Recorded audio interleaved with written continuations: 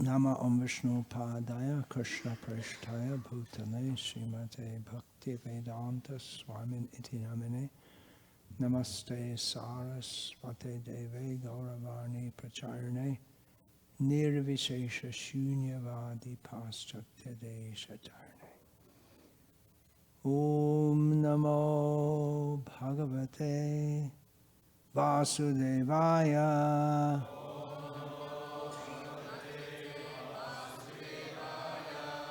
Om Namo Bhagavate Vasudevaya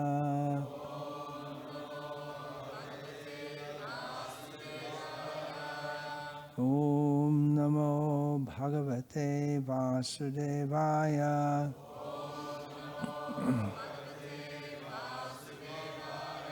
Srimad Bhagavatam, Canto 3, Chapter 24, Text 17, translation and commentary by His Divine Grace Srila A.C. Bhaktivedanta Swami Prabhupada.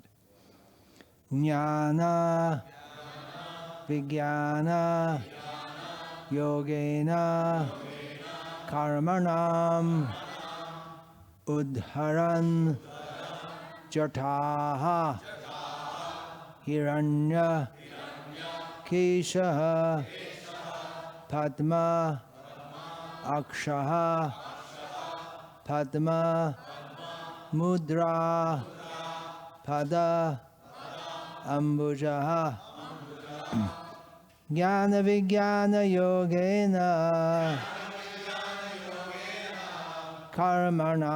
uddharan jaṭāḥ hiraṇya-keśaḥ padma-akṣaḥ padma-mudrā-padāmbujaḥ jñāna-vijñāna-yogena karmaṇām uddharan jaṭāḥ hiraṇya-keśaḥ padma-akṣaḥ padma-mudrā-padāmbujaḥ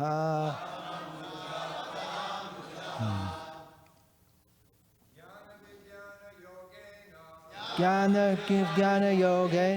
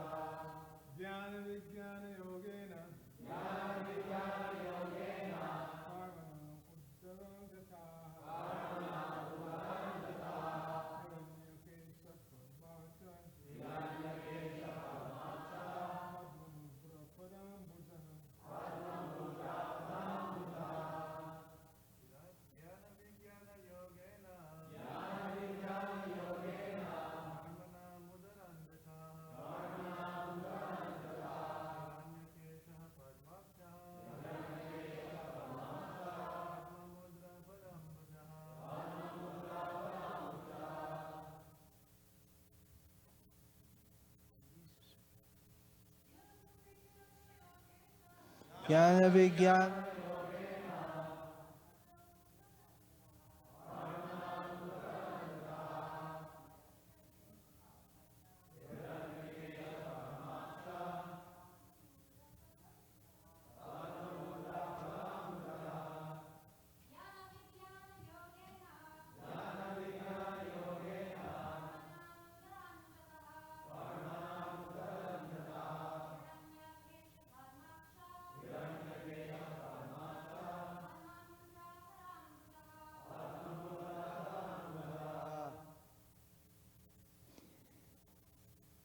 jnana of scriptural knowledge, vijnana and application. Yogena, by means of mystic yoga.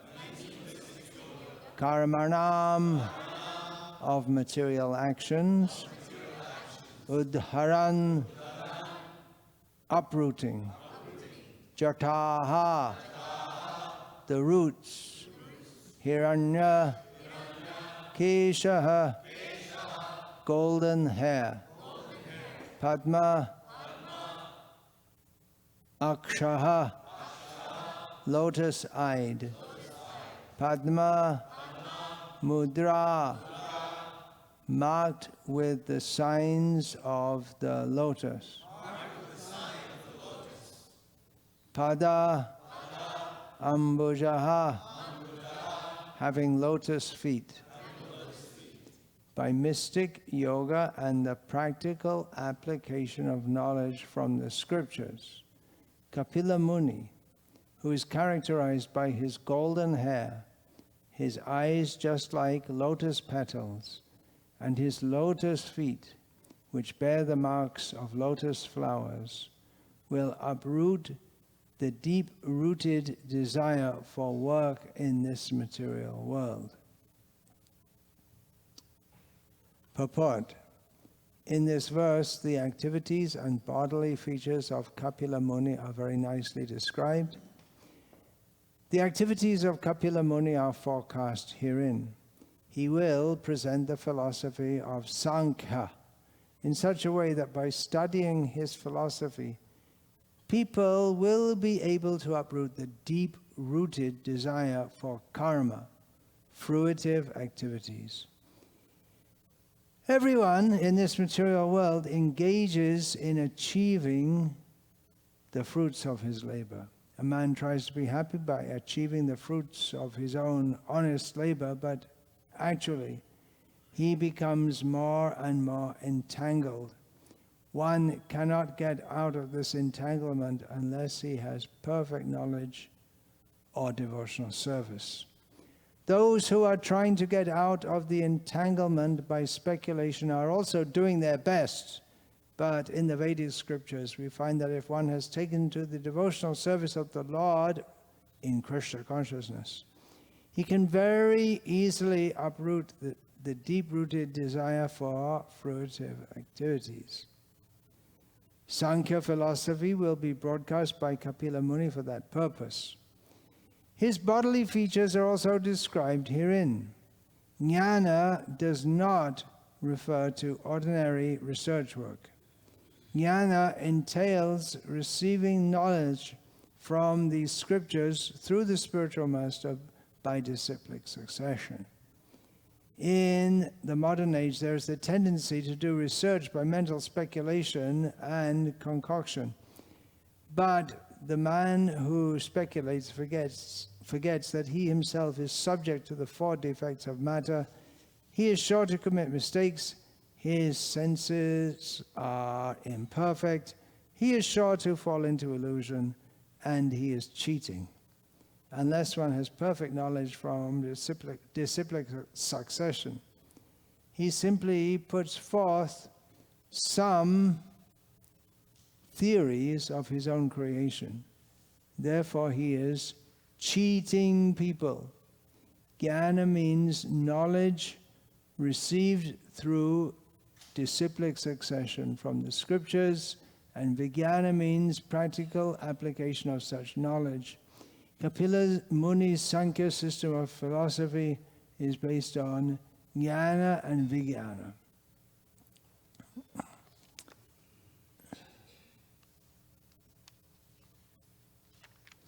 Om ajnana timirandhasya jnananjana shalakaya chakshurinmilitam yena tasmai Shri Gurave Namaha. Namashreshtam manomapi shachiputram atra swarupam rupam tasyagrajam uruparing maturim goshtavartim Radha kundam girivaramaho radhika madhavasham prapto yasya pratitha kripaya Shri Gurum tam natosmi. Vandeham Shri Guru Shri Yataf Padakamalam Shri Gurun Vaishnavanscha Shri Rupam Sagrajatam Sahagana Raghunathan Vitam Tam Sajivam Sadvaitam Savadhutam Parijana Sahitam Krishna Chaitanya Devam Shri Radha Krishna Padan Sahagana Lalita Shri Vishakhan Vitamscha Guru Vaishnav Bhagavan Tine Smarani Hoy Bigna Vinashan Anayashe Hoy Nijavan Chita Puran Hare Krishna Krishna Krishna Hare Hare Hare Rama Rama Rama Hare Hare Hare Krishna. There's a great tradition going on here that Srila Prabhupada instituted of rising early in the morning, going to Mangalati, chanting japa in the morning, having class, Guru Puja, everything. Yeah, I didn't attend Guru Puja this morning. It was all Jagadambika Mataji's fault. She took me on a tour of Prabhupada's quarters and I couldn't escape. I was bound up by her loving affection for Srila Prabhupada and for all of us. So I apologize for that, but we want all these men getting inspiration from that to continue doing Guru Puja on the streets and convention halls of this country. The worship by Vijnana here. Srila Prabhupada translates Vijnana as application in respect to jnana, scriptural knowledge. So part of the application is distributing that. These terms, jñāna-vijñāna, they come in Gita several times. Jñāna-vijñāna triptatma. Then first, yeah, that comes there, and the first time is in the 4th chapter. How does that come? No, before that. What is that? In the right? No, 7th chapter. Jnāna-vijñāna sahitam yajñātva moksha ashubhat. Yeah. So it comes several times. 9th chapter. Yeah. I get 7th and 9th mixed up, as probably others do also. It's very similar subject matter. Srila Prabhupada gives various, as do other commentators, these terms are glossed differently in different contexts. The one which we know best is Srila Prabhupada would usually give that jnana means knowledge, specifically knowledge from scripture, and vijnana means realization of that. And here Srila Prabhupada has given this as application, because realization means application. The impersonalist thinks that realization means you stop doing everything. Or even before realization, you stop doing everything. But the impersonalists also talk about sarva bhuta hite rataha, or the impersonalists are engaged in welfare activities for others. What they think is welfare activities is just the opposite, actually. But the idea that this knowledge is meant for distribution. And Kapila Muni comes to the world for this purpose. All the forms of the Lord come to the world for this purpose.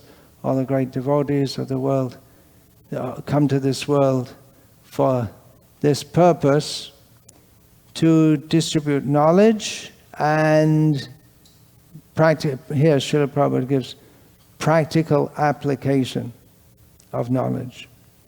Mystic yoga is mentioned here. We have jñāna-vijñāna-yogena karmaṇām. So here we have karma, jnana, and yoga. These processes are mentioned. These 3 well-known processes. And of course, when Kapila Muni comes to teach, he'll teach all this. He's known for teaching Sāṅkhya philosophy. discrimination, analysis, and analysis of what's all around us, and then understanding of that, and discrimination. Sometimes the Sāṅkhya philosophy is compared to modern science, but there is inasmuch as it attempts to see everything in the world and classify it. But there is a major difference inasmuch as Sāṅkhya philosophy accepts that we have to, it's not the ascending process, it's the descending process. We have to take knowledge from scripture because we can't understand everything through our senses and intelligence. The massive foolishness at the basis of all intellectual endeavors, science, or materialistic science, the presupposition that we can understand everything through our mind and senses, and that if we can't understand anything through our mind and senses, it can't be true. Dhruta Karma Prabhu is actively involved with the ascending process, with the ascending process people, just to show them that, with the aim of showing them that you want to do through this, as much as you can understand through observing this world, you can get it all and better and much more by coming to this process, the descending process of receiving knowledge. It's not only by these processes. Here it is mentioned karma, jnana, and yoga, and of course very clearly and elaborately Kapila Dev will explain bhakti. That's what it all comes to. That's the ultimate. That's the message of Bhagavatam. It's the message of Gita. That's the message of all the scriptures. Right? Padma-nayan Prabhu is deeply involved in scholastic works and distributing that, studying all the scriptures, and giving the Bhakti Vedanta as we've received it from Bhakti Vedanta, Srila Prabhupada. But here it's also mentioned that by his very form, and Kapila Dev will explain later the form of Vishnu, who's to be meditated on in the heart, very beautiful form, and his own form is given hiraṇya-keśaḥ, golden hair. Who else has golden hair? You shouldn't answer all these questions. You know all the answers. Golden hair also, Narad Muni. So by his golden hair, his lotus eyes, and his lotus feet, which are, they have the representations on the feet, the lotus and so many other things. So by his very form, he also is attractive. And Chaitanya Mahaprabhu has also described that his weapon is his beauty. The Lord descends with his weapons, right? I'm now in the part of Vishnu Sahasranama describing the weapons of the Lord. But Chaitanya Mahaprabhu's weapons, as Nityananda reminded him, it's time for Sudarshan Chakra, Jagaya Madhya have come. So, no, put that away. That's for another yoga. You just have to give your mercy. And if you do, he lost his temper. Chaitanya Mahaprabhu lost his temper. He was about to mess up his whole avatar. Because if he started killing all the demons, first of all, there wouldn't be anyone left. And another thing is, he's supposed to uplift the demon. So it's Nityananda who saved Chaitanya Mahaprabhu from, he became so angry, from forgetting the whole purpose of it. You're supposed to uplift these people. You have to uplift them. You don't kill them. Kill them with your bliss. Kill them with the holy name. Knock them out. So we see here also Kapila Dev, his very beauty will attract. Shukdev also, that example is that just he came into the presence of all the Parikshit Maharaj and all the rishis who were assembled there. And generally young men look attractive, young bodies look attractive compared to dried up old bodies, dried up inside, outside. But these sages who are present there, they could all recognize, this isn't an ordinary young boy.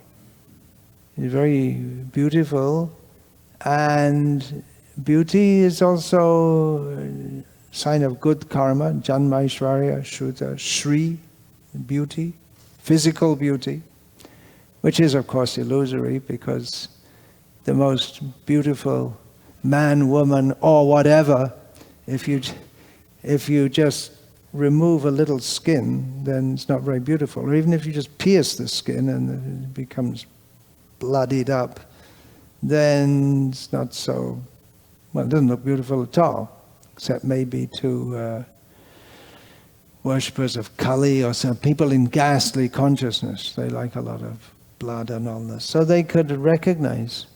And that was that he's a very elevated person, and that gave the inclination to hear him.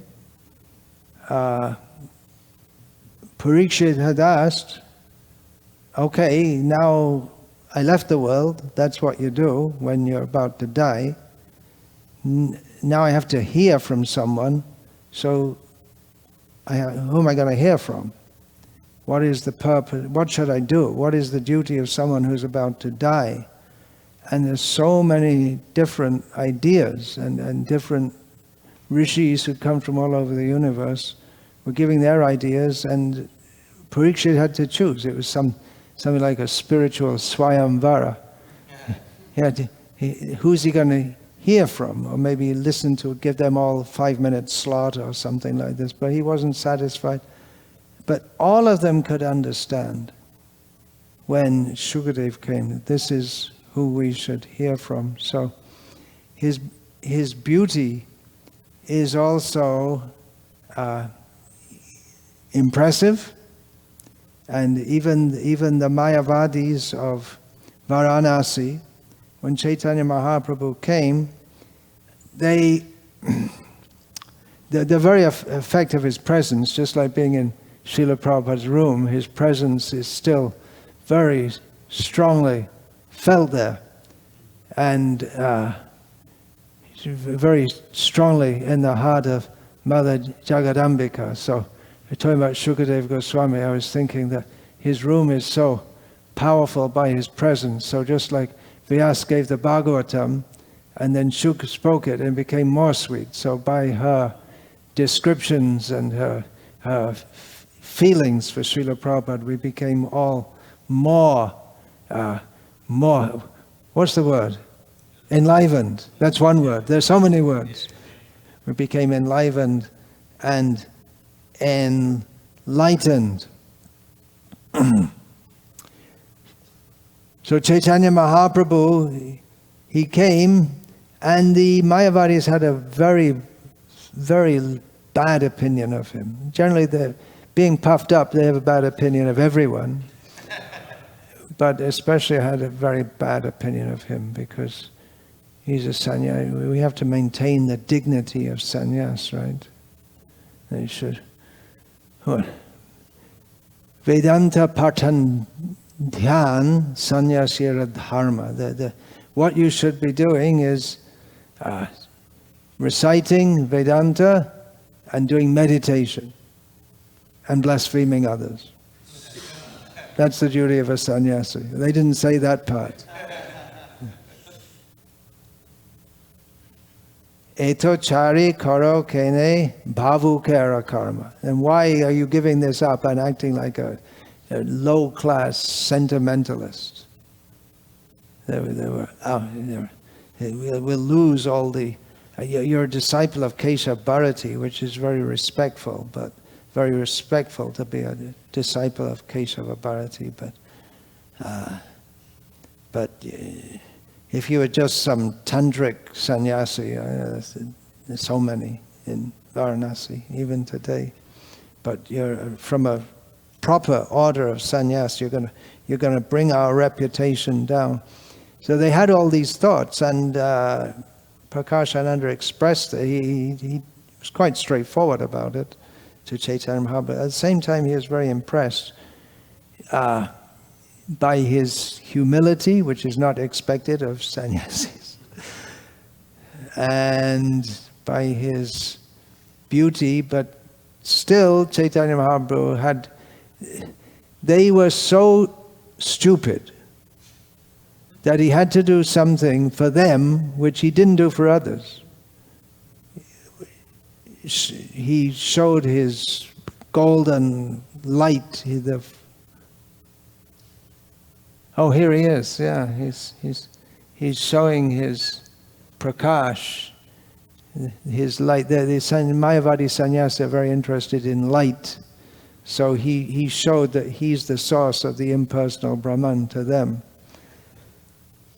And then then they became impressed, but still they had their challenge. Very, very tough. He was able to deliver the foolish students, the karmis, the arguers, and so many, but these were very tough, the Mayavadis. And Srila Prabhupada adopted that as the motto among all the many descriptions he could have put. If you only have 4 lines in his sannyas mantra, and among all the descriptions he could have put about himself, he's the servant of his own guru for delivering the Western countries and for rebutting the impersonalism and for uplifting people from impersonalism and voidism. Several times I've been asked, why don't you write a book against Mayavad? I say, give them Bhagavad Gita as it is. Because again and again, and the whole tone of it, from beginning to end, from the whole tone, Srila Prabhupada reject. And right in the very beginning, why am I presenting Bhagavad Gita when there are already so many editions of Bhagavad Gita? Because it's not properly presented in the English language. Actually, there was one edition which had been done by his godbrothers, most senior godbrother, in terms of joining the mission, and the Bhakti Pradeep Tirtha Maharaj had done when he went to England. But not very elaborate. But Srila Prabhupada gave it elaborately. And he didn't say there are not other... One time when Srila Prabhupada was asked that what other books will you write, different times he said different things. One time he said, Bhagavad Gita. You've already done that. He said, well, there's Ramanuja's commentary. He was interested to do that. And once someone was talking about Ramanuja, he said, I read Ramanuja's commentary, it's exactly the same as yours. Prabhupada said, yes. Must be the same. It's a slightly different angle. Just like Krishna is the same Krishna that Mother Yashoda sees, and the same Krishna that Radha sees, and the same Krishna that Rukmini sees. To them, they see him somewhat different. He's the same person, but they see him according to their own bhav, their own feelings. Kapila Dev came. He's being forecast here. Brahma is forecasting. He knows. He can see past, present, and future.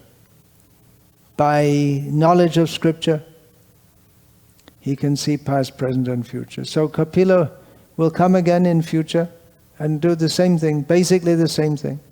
There may be some little differences in how he teaches, but what he teaches will not be different. Just like we have Bhagavad Gita, Krishna spoke to the sun god, so all the verses won't be exactly the same. The verses where Krishna addresses Arjuna as Parantapa, for instance, or by other names, it won't be exactly the same verse. And it won't be in the context of trying to get, or when he spoke to Suryadev, it wasn't in the context of trying to get him to fight with Duryodhana. So it may be a very different angle on how he's presenting it, but it's the same basic knowledge he will give. Bhagavad Gita is smriti, it's not shruti. So it may be adjustable when Krishna speaks it in different times and places and circumstances. But it'll be the same basic teaching. It wouldn't be it may not have been in the context of Surya being distraught and distressed, but the same basic teachings will be there. It's the essence of the Upanishads, and of course Gita is the knowledge is all Upanishads, which is Vedanta, what is the essence of the Vedas, and very simply, it's given simply and concisely given in Gita, elaborately given in the Vedanta, the Brahma Sutras, Vedanta Sutras, and then explained again by Vyasa in Srimad Bhagavatam, and then expanded on by Shukadev. And Shukadev makes it more sweet, and it's built on by the acharyas. They explain various points and bring out various points which not everyone may see. And Srila Prabhupada consulted all those commentaries and gave it in English, which previously it was considered not only possible to explain this knowledge in English, but, not only proper to explain this knowledge in English, but wrong to do so. Shastra should only be explained in Sanskrit. That was the tradition, because the boys, they have their Upanayanam, and as brahmacharis, they have the investiture with the sacred thread. And in the Gurukul, they go to learn Veda, when Veda's in Sanskrit. And the teaching is all in Sanskrit. And even the Puranas are in Sanskrit. So for the common people, Mahabharata is in Sanskrit. So it says, Sri Shudra Dvija Bandhunam Traina Veda Gocharaha. The women, the Shudras, and what did they say? Dvija Bandhu, yeah, the fallen members of the Brahmanas by birth only, or Brahmana, Kshatriyas, or Vaishyas by birth only. They're not fit for the Vedas, but they can hear Mahabharata. They're not out of the Veda. But Veda, in the sense that it's used here, means the Shruti.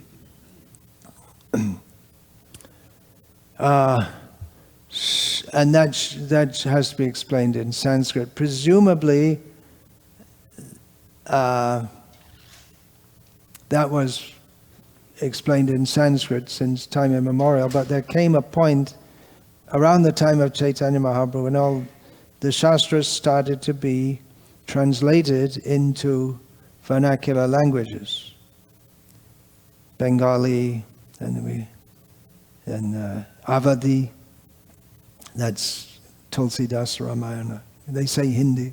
It's a branch of Hindi. And all over, it's all around the same time, in Telugu and Tamil, Oriya, all these languages. And there was much opposition to that from the Brahmanas. How can you make it available to everyone, not in Sanskrit? It's wrong, it's a sin. But that became accepted by Vishwanath, Lord Shiva, when that said about Ramayana of Tulsidas, that was allowed by him.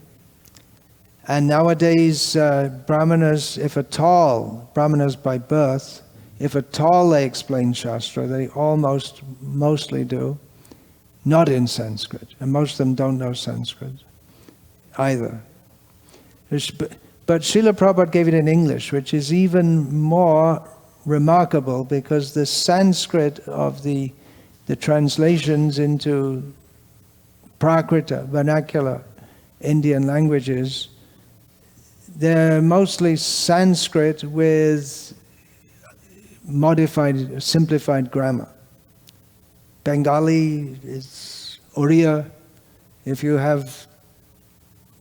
read the book translations, it'll all be Sanskrit words with Oriya grammar. And it's considered wrong to put non-Sanskrit words in there. It used to be. I remember this, our Gaurav Narayan Maharaj, he was doing the Bhakti Gaurav Narayan Maharaj, he was revising the Hindi translation of Srila Prabhupada's Chaitanya Charitamrita. And he said, what's it? It's all full of these Urdu words. Get them out of here. You're not supposed to. It should only be Sanskrit words, not non-Sanskrit words. But Srila Prabhupada did it in English. And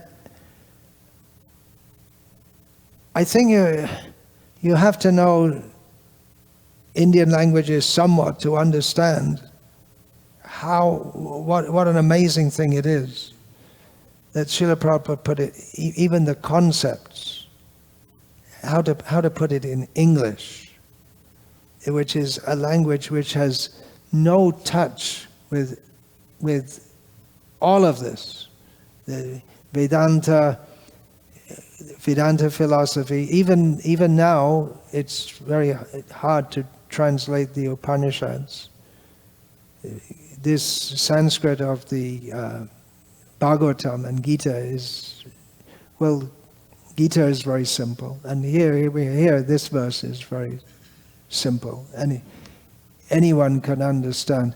Only when I looked at it, the only word jaṭāḥ I thought was referring to hair, but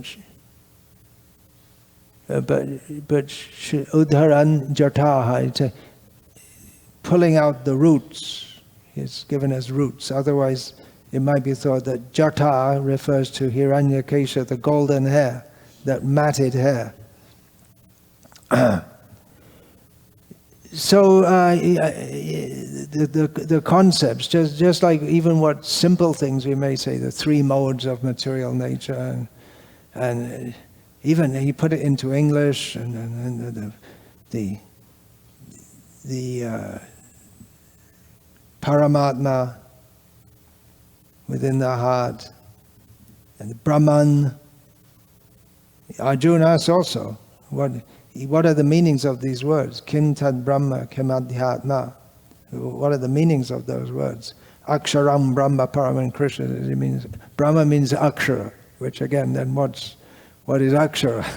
So it can be unpacked to such a degree. But just like that word Akshara, it means from one meaning, one way to say it is from A to Ksha, from the beginning of the alphabet to the end of the alphabet, which means everything. But you automatically get that if you know an Indian language, but you don't get it if you don't. So that's just one example.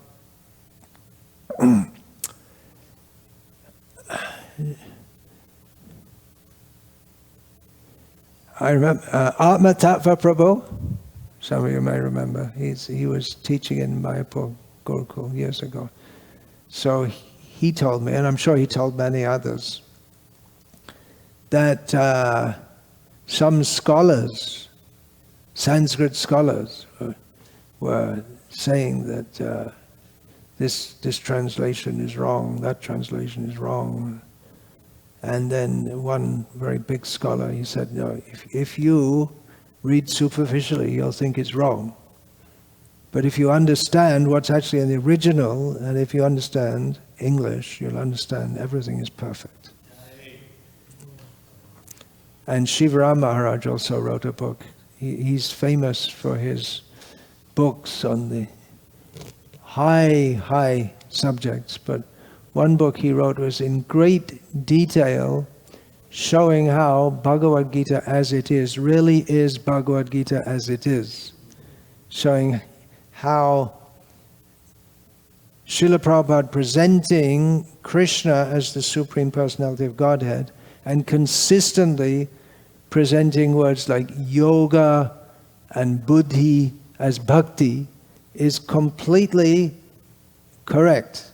And in this regard, Srila Prabhupada also gave an example of an author who had written a book called Shah Jahan, and who's the son of, who was it, Aurangzeb? Aurangzeb's father, yeah. After reading the whole Ramayana, I only have one question. Who's Sita is the father of who? So the book's all about Aurangzeb and his atrocities. Very pious man, according to the Muslims. Yeah, I think he was a very pious man. He broke so many temples and killed so many Brahmins. He also thought he was a very pious man. He did a lot of chanting on his beads and everything. So there's little mention of Shah Jahan, and someone asked the author, why is it's the wrong title? He said, no, Shah Jahan is locked up by his son, and the whole story is given, and he's meditating. You have to see it in the context of him thinking his deep hurt within his heart of what his son has become. So Srila Prabhupada gave this as an example that we have to understand the purpose of the author. It may not be what it appears to be. That's why it's simply a dictionary translation is not going to work. We have to understand the purpose of the author.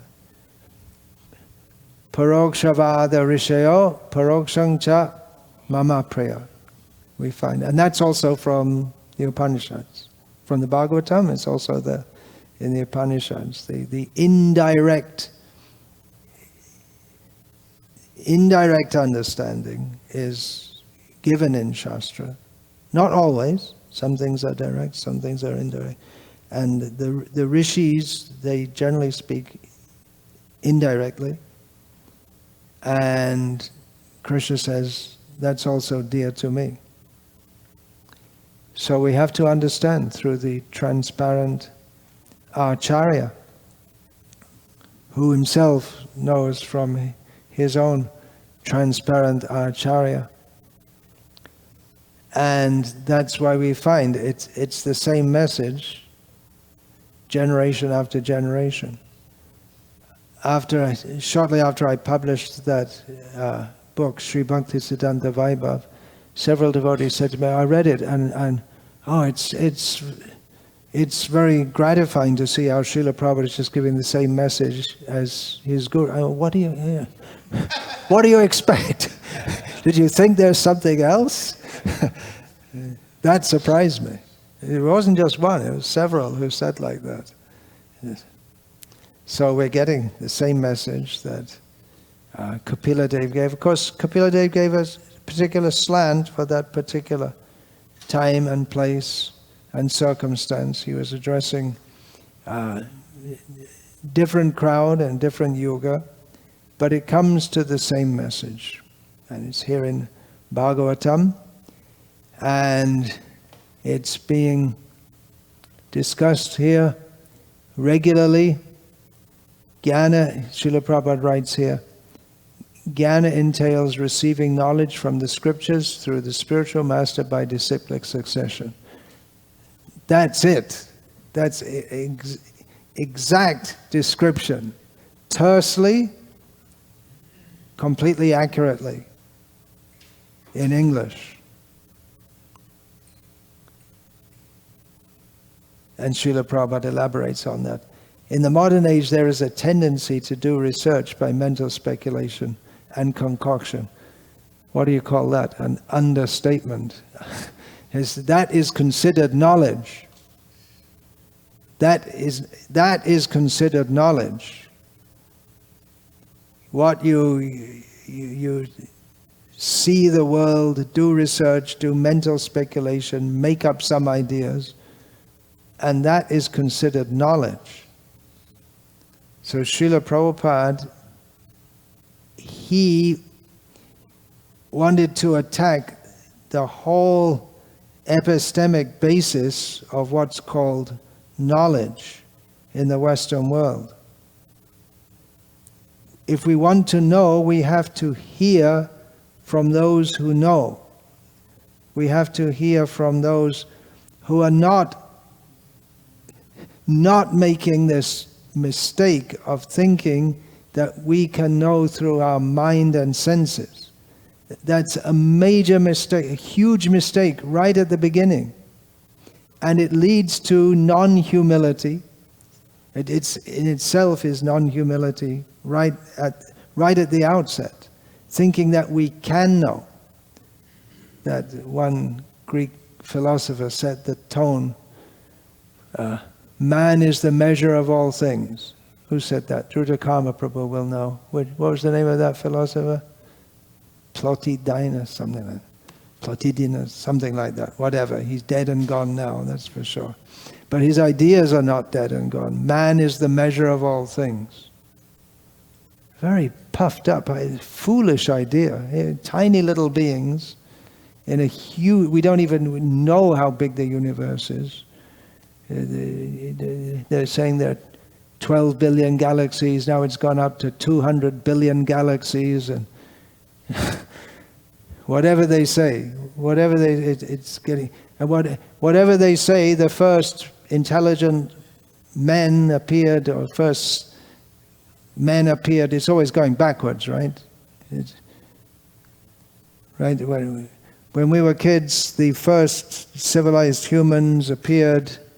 How long ago? About 3,000 years ago, and then it's gone back. Now it's 100,000 or something. Not civil, but Homo sapiens, I guess. This is Dhruta Prabhu's field. They're digging up the fields and finding bones and thinking, and thinking, well, time. Okay, Hare Krishna.